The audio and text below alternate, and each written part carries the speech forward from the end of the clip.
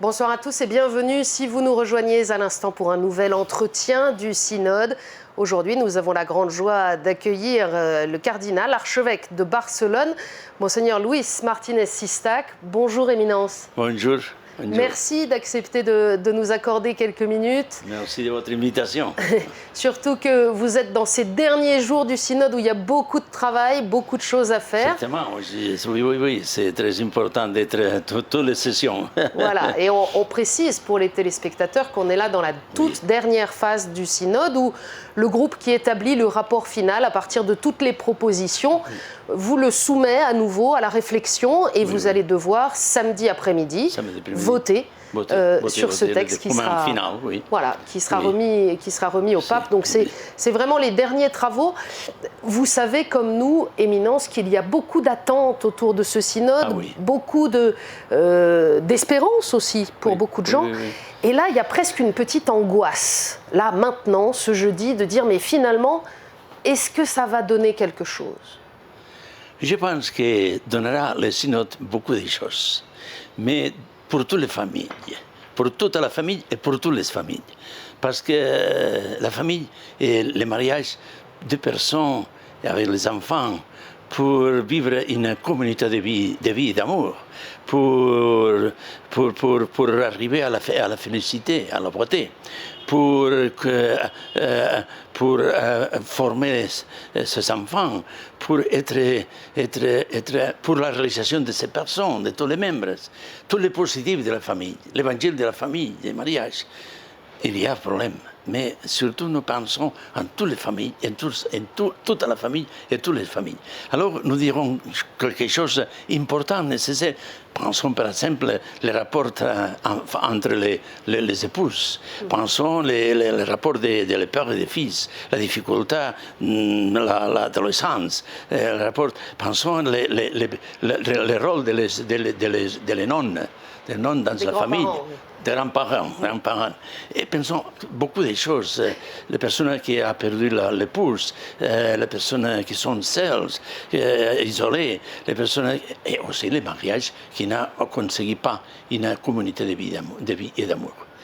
Les séparations, les divorcés, et les remariés. C'est un sujet qui a pris évidemment beaucoup de place. Juste avant de commencer cet entretien, ce n'est pas un secret, on peut le dire, on était justement en train d'échanger sur le fait qu'il n'y a pas un seul sujet dans le synode qui serait la situation des divorcés remariés. Il y a tout le message de la famille. Un message positif de la famille. C'est-à-dire, j'ai écouté tous ces jours la session plénière et les groupes linguistiques. Et nous sommes membres d'une famille. Parce que tous les évêques et tous les pères constitutionnels, nous avons une famille. Oui. Nous avons une famille. Maintenant, les parents sont morts, mais les frères, les sœurs. Et alors, nous sommes personnes de foi. Alors, regardons les mariages, la famille, qu'on a vision de foi, de la présence de Dieu, de la force, de l'amour. Et nous sommes aussi pasteurs. Alors nous voulons être à côté de toutes les familles. Nous voulons à côté accompagner, comprendre, ajouter, encourager, toutes ces choses pour toutes les familles et toutes les familles, toutes les familles et toutes les familles. Alors l'Église doit être samaritaine, elle doit être à côté d'eux. Et les familles font l'Église. Et les familles mutuellement, ils prestent une aide mutuelle. Elles s'aident aussi les unes les autres. C'est ça la première chose finalement, avec ce synode, c'est de réaffirmer la présence de l'Église aux côtés des familles, le rôle central de la famille. Oui, je pense que la dernière assemblée synodale d'octobre 2014, il parlait des problèmes, des difficultés, des défis. Non? Alors nous parlons beaucoup des choses, des divorces, de la séparation, de l'adoption. Nous parlons de beaucoup de ces choses. Mais maintenant, non, parce que le thème, le sujet de cette assemblée synodale est la vocation et la mission de la famille dans l'Église et dans le monde contemporain. Alors, la famille que nous avons, beaucoup de choses que nous a données et nous donne la famille et que nous apportons à la famille, parlons de ces choses. Et parlons aussi des problèmes de la convivence, de la compréhension, des difficultés, comment superer les difficultés. Et surtout, et nous avons parlé beaucoup, la préparation pour le mariage. La préparation. Ça a tenu une très grande place dans vos travaux, ça. Comment réinventer, comment mieux préparer les jeunes au mariage? C'est difficile, mais la préparation commence d'enfant, enfant, adolescent, jeune. C'est une préparation remote. C'est une préparation proxime. Et c'est une préparation immédiate. Et nous aussi, nous faisons l'Église, pas l'État. Nous faisons une préparation immédiate pour le cérémonie de mariage. Mais et la préparation remote. Parce que nous devons donner à la jeunesse, avec une pastorale de la jeunesse, une formation humaine et chrétienne, qu'ils ont les vertus, les valeurs pour apprendre, pour faire un mariage pour toute la vie, avec fidélité, avec fécondité, et pour faire une vie beauté pour tous les membres. Pour que ce message-là soit reçu, il faut qu'il soit présenté comme un chemin de bonheur et pas comme une règle. Ah oui, c'est vrai. Mais comment arrivons-nous à la jeunesse? Comment arrive l'Église à la jeunesse pour donner ce message de beauté? Il y en a un qui a bien réussi pendant des années, qu'on fête aujourd'hui, c'est Saint Jean-Paul II. Comme auparavant? Oui. Qui a su parler à la jeunesse. Ah oui, si, parler, mais il y a beaucoup d'alternatives pour la jeunesse. Alors, nous sommes une alternative, mais il y a d'autres. Mais nous devons, le témoignage aussi des épouses, des mariages. Quand le mariage célèbre 50 années de mariage, je dis, vous devez célébrer solemnement avec simplicité, mais pour dire à toute la jeunesse, est possible 50 ans ensemble, est possible, il fait felice, il fait beauté, il est possible, pas impossible, parce que la jeunesse vive aujourd'hui, et apprendre compromis pour toute la vie, c'est difficile pour la jeunesse aujourd'hui. Pour la culture, aussi pour la difficulté économique, tout cela, nous avons parlé. Pourquoi les jeunesses ne s'épousent pas? Ou s'épousent très tard? Mais il y a beaucoup de difficultés sociales, économiques, mentalité, culturelle. Et aussi une chose très importante, les groupes français, j'écoutais dans le rapport, la relation qu'ils ont donnée dans l'Assemblée générale, ils ont 30 membres. Tout parlait le français, mais de différents pays, et différents continents. Et les traditions et la culture matrimoniale étaient différentes. C'est intéressant. C'est sûr qu'entre des pères synodaux qui viennent d'Afrique ou du Québec ou de France, Haïti, de la France, les cultures ne sont pas les mêmes. Monseigneur, vous allez rentrer dans votre diocèse dans quelques jours. Oui. Qu'est-ce que vous pensez que vous allez transmettre aux fidèles du diocèse de Barcelone? Je transmettrai, c'est là que nous avons écouté beaucoup, le style du pape François a arrivé à tous. Nous parlons de l'Église en sortie, nous parlons de l'Église samaritaine, nous parlons d'écouter, d'accueillir, nous parlons de toutes ces choses que le pape parle beaucoup dans l'Évangile Gaudium, par exemple. Non? Alors, l'Église doit être une mère qui accueille son fils.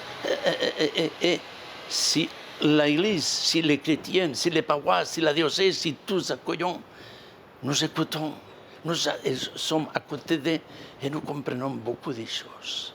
La différence entre les différentes copies, les différents mariages.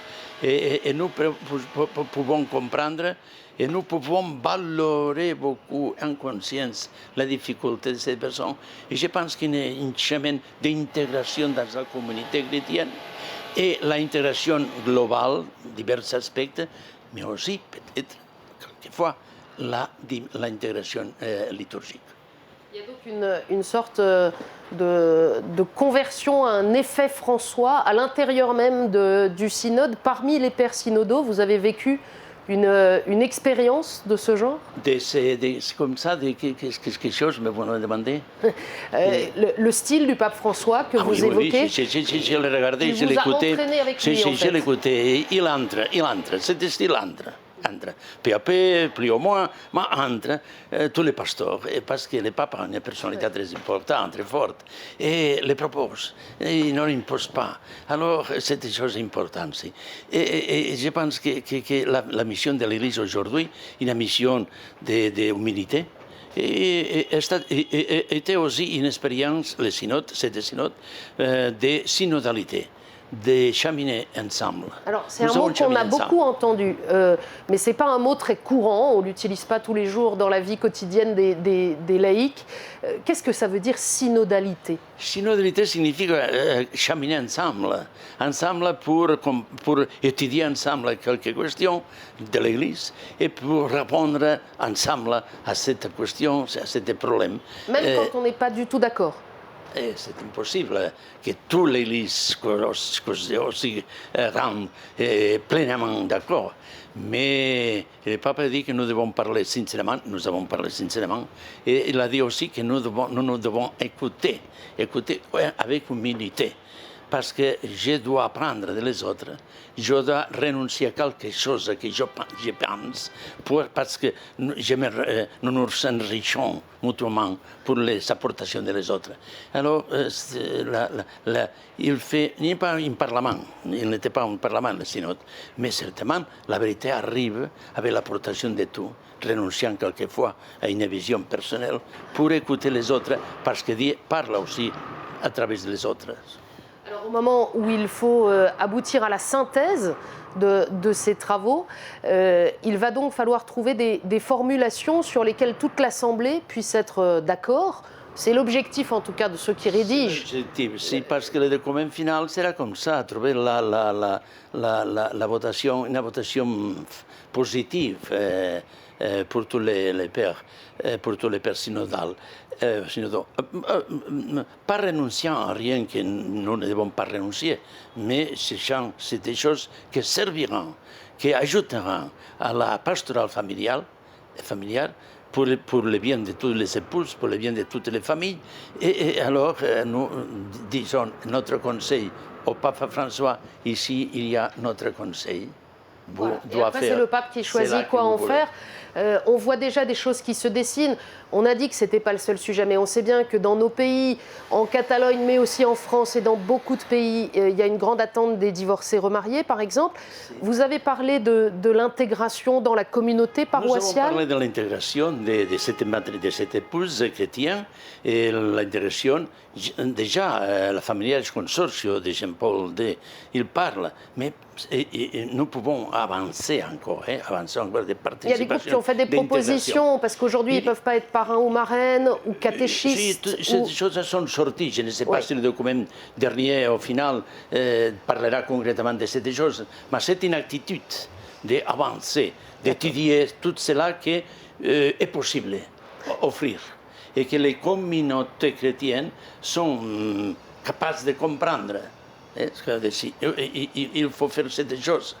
C'est bon, faire cette chose. Mais vous savez bien que ce qu'attend la société à l'extérieur, comme signal, c'est l'accueil liturgique, autrement dit, l'accès à la communion eucharistique. C'était certainement, et c'est une question importante, mais n'était pas l'unique question. Et nous devons dire aussi, le mariage est plus riche. Il y a beaucoup d'aspects dans des personnes qui font le mariage avec les fils, dans la présence, son présence dans la communauté chrétienne et dans la société, les compromis, l'engagement de cette couple. De cette couple pour le bien de la société. Alors il y a beaucoup de choses, pas seulement ces choses. Et une autre chose très importante, nous devons procurer que les jeunes sont bien préparés pour le mariage pour éviter les séparations et les divorces. Pour éviter ce problème? Non, pour éviter qu'ils souffrent. Parce que dans la séparation et le divorce, souffrent les époux, souffrent surtout les fils, et souffre aussi la famille plus large. Là, on parle beaucoup de la préparation au mariage, de ceux qui sont appelés au mariage. Vous rappeliez que ça commence dès la petite enfance. Est-ce qu'il n'y a pas aussi la préparation des clercs, la préparation des prêtres dans leur manière d'accompagner les fiancés et les couples? Nous avons parlé beaucoup de cette chose, et le document, l'instrument laboris parle aussi. Et nous avons parlé dans le groupe et dans la plénière. Il faut préparer les prêtres pour accompagner. pour accompagner, pour comprendre, pour être à côté de tous les mariages, de toutes les familles. Non seulement de ceux qui sont divorcés, mais toutes les familles, pour avancer, pour être avec plus de volonté la vie conjugale, la vie familiale. Je pense que c'est difficile. Et une préparation qui comprend aussi la culture actuelle, parce que les mariages vivent dans une société avec une culture d'aujourd'hui. Il y a parfois dans le clergé, dans la tradition de l'Église, une idée qu'il y a la vocation noble qui est celle de se consacrer entièrement au Seigneur, et puis pour ceux qui ne peuvent pas, pour les autres, on accepte qu'ils se marient. Je caricature, mais vous savez que ça a été un peu comme ça. Peut-être était comme ça, mais non doit pas être comme ça, parce qu'il y a des fins vocations, la vocation au mariage. La plupart des chrétiens, sinon c'est fini le monde. Sinon, il n'y aura plus de prêtres. Oui, s'il n'y a plus de famille, il n'y aura plus de prêtres non plus. Il n'y a citoyens. Mais la vocation au mariage, la vocation aux prêtres diocésains surtout, et après la vocation religieuse de consacrer à Dieu pour suivre Jésus plus radicalement. Mais ce sont trois vocations. Je parle aussi d'une autre vocation. La vocation à cette personne, je ne sais pas comment ça s'appelle en français, qui ne se pousse pas pour vocation, pour donner, pas religieuse, pas prêtre, pas, non. Le célibat. Célibat, consacré. Pour se donner à la famille, pour se donner à la société, pour se donner à l'Église. Une autre vocation. Oui. Éminence, on a beaucoup entendu dans les différents groupes l'importance de la famille dans la vie de l'Église, non pas seulement comme objet de soins de la part de l'Église, mais comme sujet, comme centre de la vie de l'Église. Est-ce que ça change quelque chose? Vous parlez très bien et vous posez les questions importantes. Certainement, pas sujet de la pastorale, mais il fait activement la pastorale familiale. Les familles sont présentes dans l'Église et doivent faire la paroisse, la pastorale familiale. Et la délégation de pastorale familiale, il y a beaucoup de familles. La famille est nécessaire, son témoignage, son préparation, pour les préparations au mariage, par exemple. Il y a les prêtres, oui, mais il y a beaucoup de familles pour donner le testament. Moi, j'aimerais savoir, Éminence, qu'est-ce que ça change concrètement? Je comprends l'idée. La famille n'est pas seulement un objet de soins, c'est un acteur de la vie de l'Église.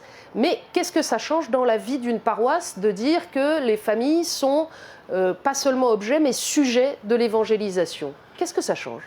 Qu'est-ce que c'est de la différence? Oui, qu'est-ce que ça apporte? Qu'est-ce que ça va changer demain? Je pense qu'il apporte une participation très active de tous les membres de la paroisse, que la plupart sont mariés, sont épousés. Et aussi une chose très importante que vous, indirectement, vous posez.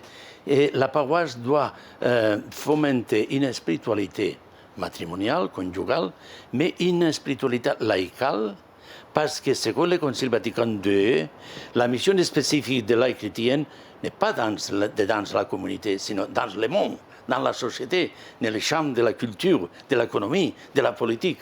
Alors, toute la spiritualité qu'une paroisse, parce que tous les membres de la paroisse sont laïcs, doit fomenter cette responsabilité, et aussi familiale. C'est au fond une étape dans l'approfondissement du Concile Vatican II qu'on est en train de vivre. Comment mieux articuler la co-responsabilité avec les laïcs? Oui, c'est très important, parce que le Concile Vatican II, 50 ans déjà, encore doit être appliqué, doit être plus appliqué. Et le pape, les samedis, dans la commémoration des 50 années de la synode épiscopale, il a parlé très bien de la synodalité, de la collégialité. Il a appliqué le Concile Vatican II avec un langage compréhensible, intelligible à les diocèses, à la pastorale supradiocésaine et aussi à l'Église universelle. Très important. Il y en a que ça peut inquiéter de se dire, mais au fond, cette vision de synodalité, l'idée par exemple qu'il puisse y avoir une forme de décentralisation dans la vie de l'Église, est-ce que ce n'est pas mettre en danger l'unité de l'Église catholique? Non, parce que nous avons, l'a dit le pape, nous sommes comme Pétrus cum Petro et sub Petro. Alors, cet ministère, cet service du pape, de l'évêque de Rome, est un service qui non limite la liberté, mais possibilite l'unité. Et je pense que c'est très important, ce ministère. Et nous, les catholiques, nous devons remercier à Dieu ce ministère qui n'ont pas les autres églises chrétiennes et les autres communautés chrétiennes de la Réforme. Et ils ont quelquefois dit, vous avez un ministère pour l'unité très important. Est-ce que le premier effet de ce synode pour les participants, c'est pas d'avoir régénéré chez vous un vrai enthousiasme? Les pères synodaux qu'on rencontre, bien sûr, il y a des difficultés. Vous vous êtes un peu disputés entre vous, c'est pas un secret, sur certains sujets. Mais on vous sent, plein d'enthousiasme. Je pense parce que nous avons écouté les autres pasteurs. Il y a beaucoup de... Et vous le savez, parce que vous connaissez beaucoup de mariages aussi. Et toutes les personnes connaissent un mariage catholique et non catholique. Il y a beaucoup de mariages de familles qui luttent, qui travaillent pour vivre ensemble, pour ajouter-se mutuellement, pour appliquer le pardon, l'amour, toutes ces choses positives que jour après jour, jour dernier jour, ils font ces choses. Alors il y a beaucoup de bonté dans le monde. Il y a beaucoup de familles que Dieu travaille avec lui, en lui. Et nous sommes positifs, je suis réaliste, mais je suis aussi optimiste parce que la résurrection de Jésus est certainement une vérité très importante, dogmatique. Mais c'est la présence de Jésus dans toutes les familles, dans toutes les institutions du monde pour transformer. Parce que Jésus a vécu la mort. Le grand défi, en vous écoutant, c'est qu'au fond, ce message positif sur d'abord le kérigme, le fait que Dieu envoie un sauveur pour les hommes, mais que ce salut, il peut passer aussi par l'amour humain dans la famille. C'est ça le défi, c'est que au fond, en Espagne, en Catalogne, aujourd'hui, ces sujets-là sont des grands sujets de division dans la société, c'est des sujets de combat. Et il faudrait arriver à les présenter comme des sujets de bonheur. La famille comme un sujet de témoignage d'unité, n'est-ce pas? Dans la division de la société. Et je pense que le témoignage, parce que les familles, le mariage chrétien, est un symbole, une image de l'amour de Jésus à l'Église, à son Église. Alors, je dis, quand vous allez pour les rues, pour ce chrétien, peut-être cette personne que vous connaissez, c'est une image de la présence de l'amour de Christ à son Église. Doit être aussi, disons, non? Mais si, je pense qu'il y a beaucoup de choses parce que dans les congrès qui organisé à Barcelone de la pastorale de la Grande Ville, et le pape a dit aussi dans son document, Dieu vit dans les grandes villes, dans les cités. Dans les villes. Dieu habite dans les familles. Dieu est présent dans les rues, les places de la ville. Le Seigneur habite et travaille dans le cœur de toutes les personnes et de toutes les familles. Et je suis optimiste pour cette chose. Nous travaillons avec Jésus. Nous ajoutons à Jésus, mais nous ne faisons pas la part principale. Et le Seigneur envoie aussi son Esprit Saint pour éclairer la réflexion.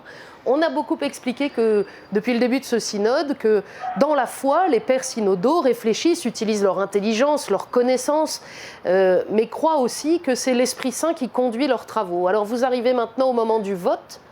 Est-ce que vous allez prier particulièrement au moment de... Nous avons prié, toute l'Église prie, beaucoup de personnes prient pour le synode, pour la famille, pour l'Église, pour la bonté de toutes les personnes. Il y a beaucoup de souffrance dans le monde. L'Église doit être un message de courage, un message de compassion, un message de bonheur. Alors, je pense que l'Esprit Saint travaille aussi.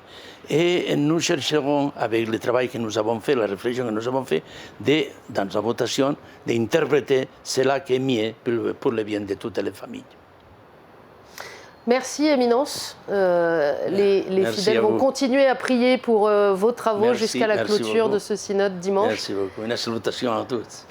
Merci infiniment de nous avoir accordé quelques minutes. On va vous rendre aux travaux de l'Assemblée. Et merci à vous tous de votre fidélité. À très bientôt.